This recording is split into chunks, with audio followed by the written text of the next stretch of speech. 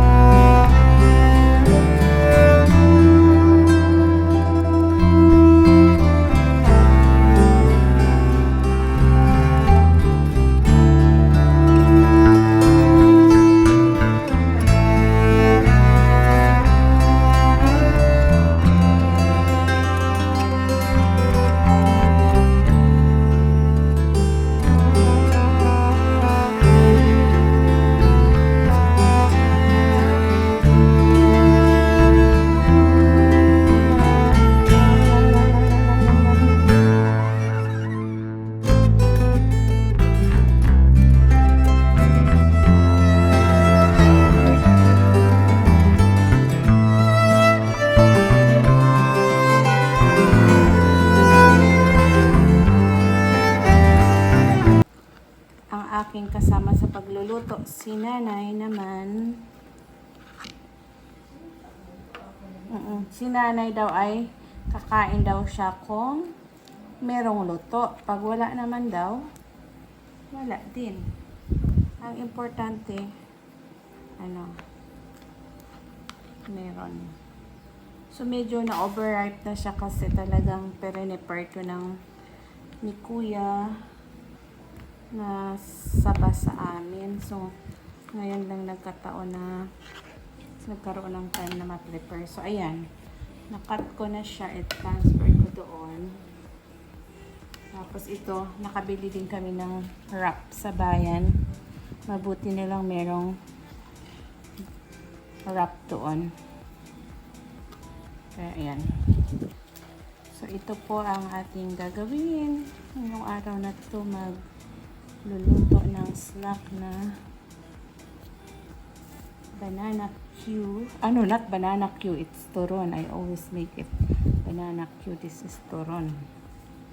Kaya lagi akong natatawanan ni Mouse kasi ginagawa kong banana Q ang turon.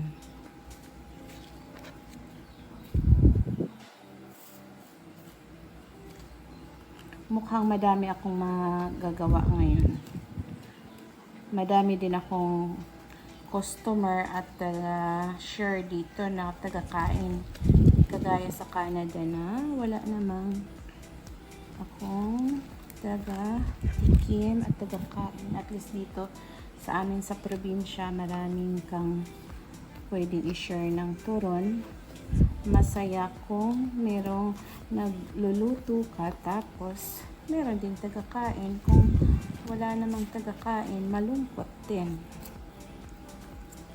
Ayan. 50 pieces yan na wrap ang binili namin. Tapos sobrang dami ng saging kaya yung iba inilaga ko para naman breakfast namin bukas.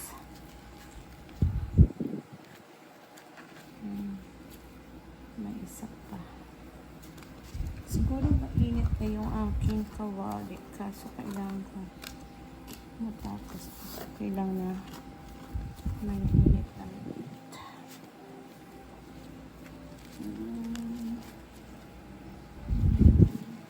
Okay.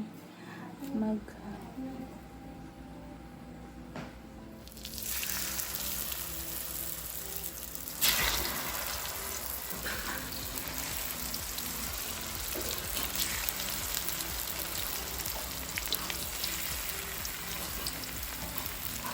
yan, ako na yun.